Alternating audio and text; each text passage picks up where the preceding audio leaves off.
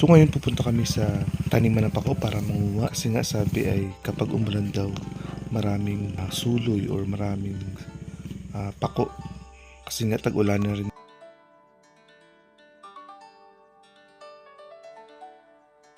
Anong pako? Saan? Yan ito yung napaka. Ito yung pako. Yun yung dalbos. Ibig sabihin wala nang nguha. So ayun, sinisimulan ko na ang pangunguha ng pako. At isa ito sa mga pangarap ko. Gusto kong maranasan yung ginagawa ng iba kung paano nangunguha ng ganitong uri ng gulay. So kasama ko nga pala yung aking bayaw na nangunguha din kasi siya yung nagyaya kaya ginarap ko rin ang opportunity para ma-experience ko naman yung mga ganitong bagay. So gusto ko lang kayong bigyan ng mga tips kung paano at ano ang gagawin kapag ikaw ay nagpaplano na yun guys, pako! Manguha ng ganitong uri ng gulay. So noong una, magpapaalam ka sa may-ari ng lupa kasi hindi pwedeng pag may nakita kang pako, kukuha ng kukuha, kailangan mong paalam kasi baka ikaw ibarili, no? Maaari kayong mag-present ng valid ID. Pangalawa, kinakailangan nyo magdala ng PPE, personal protective equipment katulad ng bota, jacket, at saka safety boots kasi nga delikado sa ganyang mga lugar. Pangatlo, kinakailangan talagang maging maingat lalo sa mga hinawakan mo kasi nga napakaraming ahas dyan. Pwede kang makadampot ng iba't ibang uri ng hayop na pwedeng makasakit sa iyong. Siyempre, pang-apat, kinakailangan mong magdala ng nalagyan katulad ng plastic, sako, timba para lagayan ang iyong mga pinutol na pako.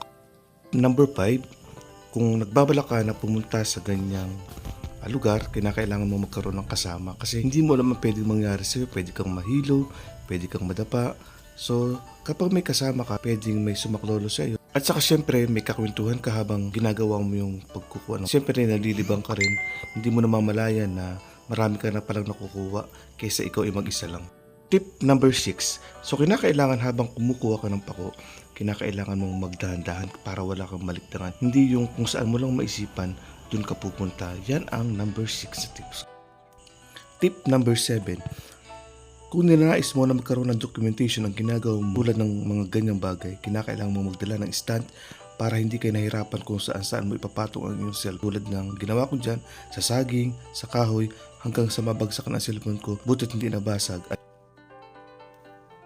At ang tips number 8, para manatiling hydrated, kinakailangan mong magdala ng tubig o anumang pamatid uhaw upang pag nakaranas ka ng uhaw ay maaari mo itong inumin para ikaw ay makapagpatuloy sa iyong ginagawa. So ayun na nga, nabigay ko sa inyo mga tips kung paano at ano ang dapat gawin ikaw ay nagpaplano na manguha ng ganyang gulay. So kung mapapansin nyo, napakasukal, talagang napakadelikado kapag hindi ka nag-ingat sa ganyang lugar kasi pwedeng magkaroon ng ahas o anumang hayop na pwedeng makasakit sa iyo. Okay, so sa pagpunta ko dyan, wala akong suot na PPE. Kaya naman kasi alam na ganyan kalago ang pako. At yung experience ko dyan, nangati akong kamay ko kasi hindi ko alam kung may kumagat na insekto. At kinakailangan mo rin mag-ingat sa mga tinatapakan mo kasi nga pwedeng magkaroon ng ahas or anumang hayop na pwedeng makasakit. Siyempre, baguhan, hindi ko alam na dapat pala maging dahan-dahan ka sa pagkuha. Ayan nga po, nilalagay ko sa plastic yung aking nakuha. Hindi ko masya, kaya ang ginawa ko, pinutol ko yung pinakang dulong sanga. Ayan, para magkasya sa aking plastic kasi hindi ko na siya mahawakan ng akin. At ayan, nagpatuloy ako at ito ganito kung paano kunin yung pako. So kailangan mong hanapin yung pinakamura or yung bagong suloy na pako. Kasi yun yung pwedeng kainin kasi kapag kinaan mo yung mga magugulang na yan, baka ikaw ayan, so pwede kang magdala ng magnifying glass para makita mo yung mga bagong suloy na pako para madali mo makita. Yan. So ngayon, kinakailangan talagang yun, may nakita naman ako. So yan po yung dulo, kinakailangan mong kunin yan. Ayan. Alam nyo, masarap sa pakiramdam kapag nakakita ka ng bagong suloy kasi alam mong sure ball na yun ay yun pako katulad niyan. Ingat lang talaga sa pagbunot kasi minsan nabubunot mo ida mo. No?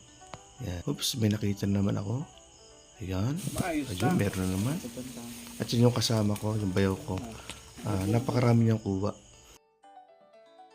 So, naisipan ko na magdala sana ng isang puno para magtanim. Kaya lang, ito palang pako na ito may pinipiling lugar. Hindi pwede na kung saan mo lang pwedeng itanim ay pwede na. So maselan din pala itong gantong uri ng mga gulay, no?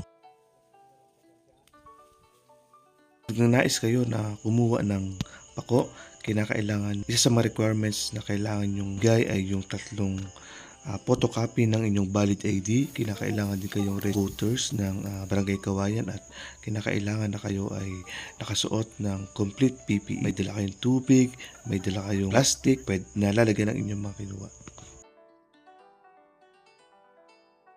Joke lamang po yun, pero nakiusap lang po talaga kami sa may-ari na manguha kami ng